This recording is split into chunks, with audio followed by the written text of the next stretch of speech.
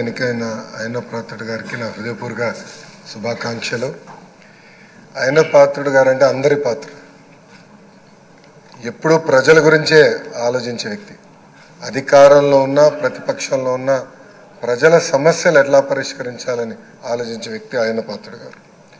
అయ్యన్న పాత్రుడు గారు అంటే ఒక పోరాటం, ఒక పౌరుషం. ఇప్పుడే పవనన్న అన్నట్టు క్షణికావేశం కూడా ఉండేది, ఇప్పుడు ఇంకా అవకాశం లేకుండా పోయింది.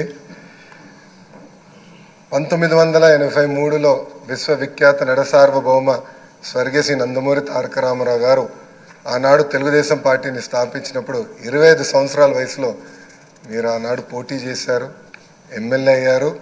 ఆనాడు భారతదేశంలోనే సెకండ్ యంగెస్ట్ ఎమ్మెల్యేగా అయ్యన్న పాత్రుడు గారు నిలబడ్డారు. 25 సంవత్సరాల వయసులో మీరు మంత్రిగా కూడా అయ్యారు. 7 సార్లు శాసనసభ్యుడిగా, ఒకసారి ఎంపీగా కూడా మీరు ఉన్నారు.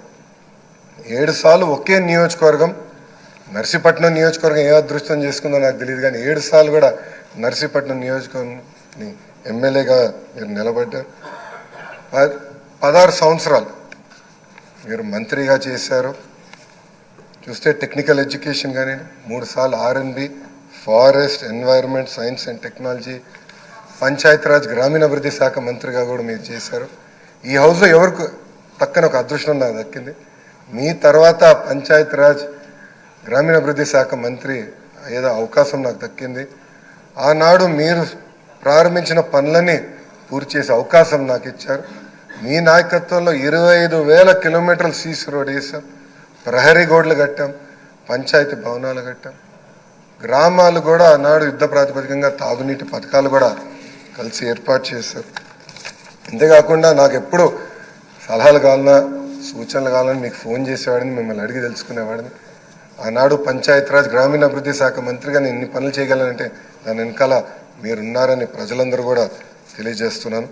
ఇంతేకాకుండా పెద్దలు గౌరవ ముఖ్యమంత్రి గారు చెప్పినట్లు ఆనాడు ఉత్తరాంధ్ర సుజల సవంతి ఇరిగేషన్ కోసం కూడా మీరు పెద్ద ఎత్తున పోరాడారు. నాకు బాగా గుర్తు, తెలుగుదేశం పార్టీ విశాఖపట్నంలో మహానాడు ఏర్పాటు చేసుకుంటే ఎట్టి పరిస్థితుల్లో అనౌన్స్ చేయాలి అని పట్టుబట్టారు.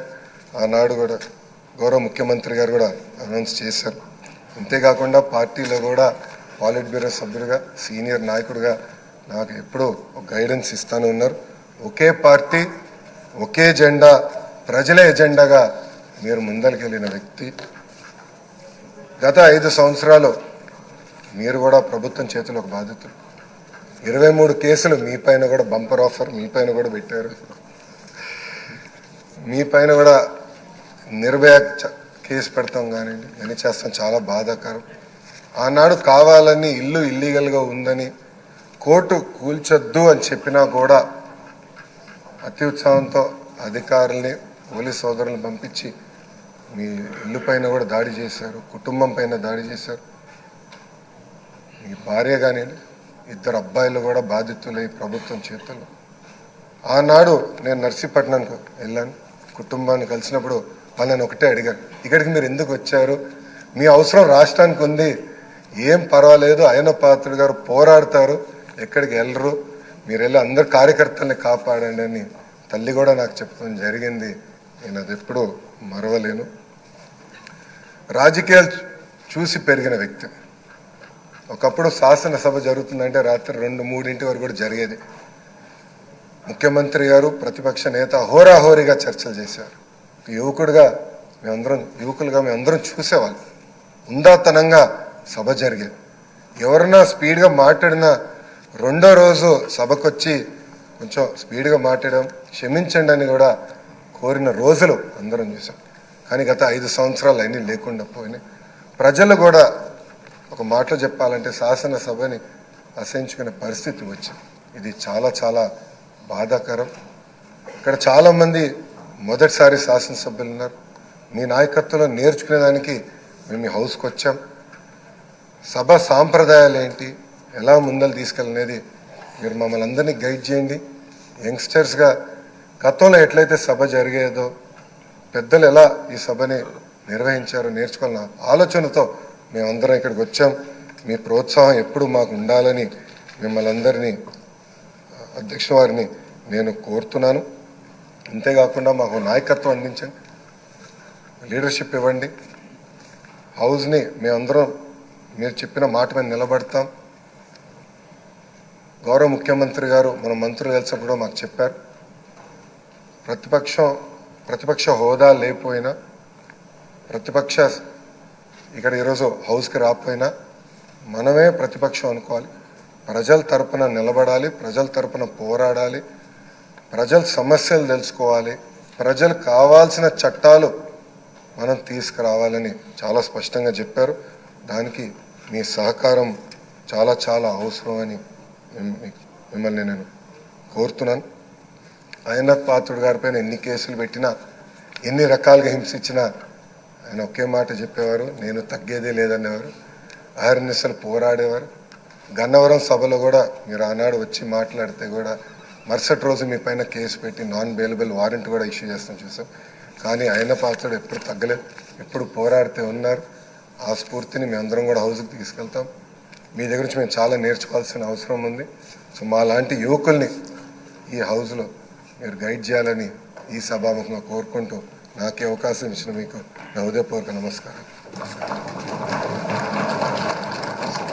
సత్యకుమార్ యాదవ్ గారు.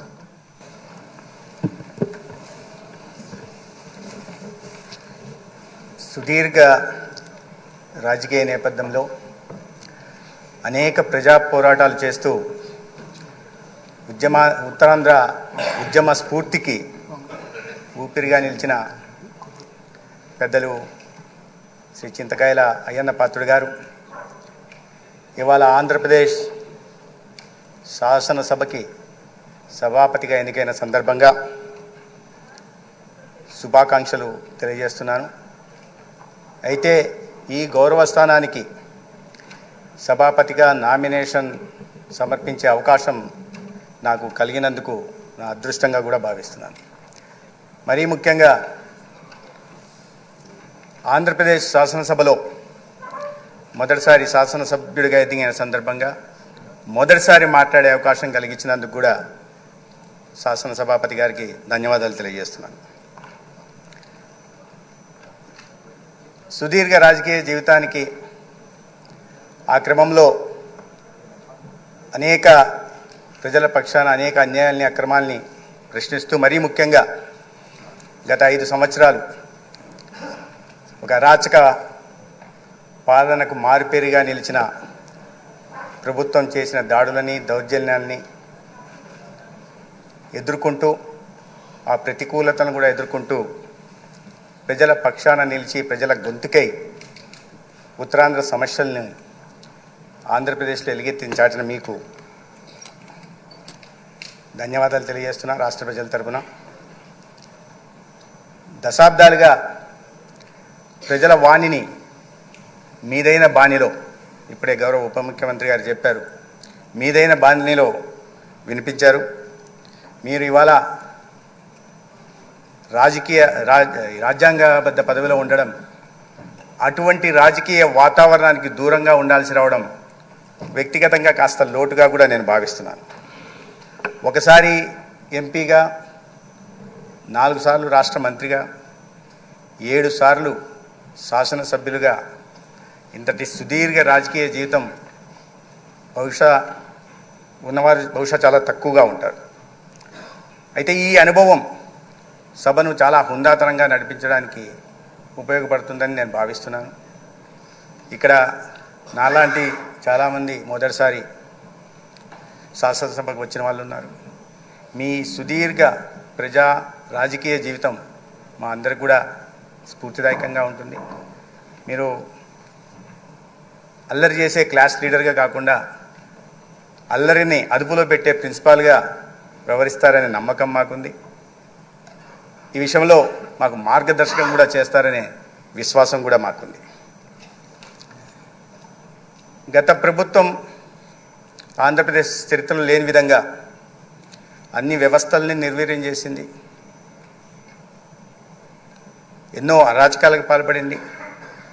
అభివృద్ధికి చిరునామాగా ఉంటున్న ఆంధ్రప్రదేశ్ని పురోగమన మార్గంలో తీసుకెళ్లాల్సింది పోయి తిరోగమన మార్గంలోకి తీసుకెళ్ళింది.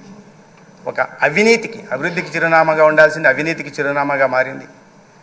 అటువంటి రాష్ట్రాన్ని మళ్ళీ గాడిలో పెట్టడానికి, చితికిపోయిన ఆర్థిక వ్యవస్థని గాడిలో పెట్టడానికి, ఒక రాష్ట్ర నిర్మాణానికి సిద్ధమైన గౌరవ ముఖ్యమంత్రి వర్యులు చంద్రబాబు నాయుడు గారు, అదేవిధంగా ఉప ముఖ్యమంత్రి వర్యులు పవన్ కళ్యాణ్ గారు, గౌరవ ప్రధాని నరేంద్ర మోడీ గారి సహకారంతో ముందుకు తీసుకెళ్తారనే విశ్వాసం నాకుంది. అయితే ఈ సందర్భంగా రాష్ట్ర హితం కోసం, పేదల హితం కోసం తీసుకొచ్చే చారిత్రాత్మక నిర్ణయాలు, తీసుకురాబోయే సంస్కరణలు, ప్రవేశపెట్టబోయే బిల్లులు కూడా ఒక ఆరోగ్యకరమైన వాతావరణంలో వాటి మీద చర్చలు జరగాలి. వాటికి మీ అపార అనుభవం ఉపయోగపడుతుందని నేను భావిస్తున్నాను. దాంట్లో మీ భూమిక కూడా ప్రధానంగా ఉంటుంది. పరిపాలనలో, ప్రజా జీవితంలో మీకున్న అనుభవం శాసనసభాపతి స్థానానికి వన్నెదిస్తుందని, మీకున్న ప్రాప్త కాలజ్ఞత, స్థితప్రజ్ఞత ఈ బాధ్యతకి మరింత వన్నెదిస్తుందని నేను భావిస్తున్నాను. అయితే ఈ సందర్భంగా ఇంత ముఖ్యమైన కార్యక్రమంలో శాసనసభాపతి బాధ్యతలు స్వీకరిస్తున్న తరుణంలో ప్రతిపక్షం లేకపోవడం సభలో చాలా దురదృష్టకరం. అది వారి బాధ్యత రాహిత్యానికి తార్కాణం. ప్రజల పట్ల, ప్రజాస్వామ్యం పట్ల వారికి ఉన్న గౌరవానికి నిదర్శనమని నేను అనుకుంటున్నాను. సభకు రాకుండానే వారు వాకౌట్ చేశారు. ఈ మానసిక స్థితి కారణంగానే ప్రజలు వారిని నాకౌట్ చేశారనే విషయాన్ని వారు గుర్తుంచుకోవాలి. అయితే ఈ సందర్భం మరొకసారి భారతీయ జనతా పార్టీ తరఫున, ముఖ్యంగా మా ధర్మవరం నియోజకవర్గం ప్రజల తరఫున మీకు శుభాకాంక్షలు తెలియజేస్తాను. తరువాత పెద్దలు అచ్చెన్నాయుడు గారు మాట్లాడతారు.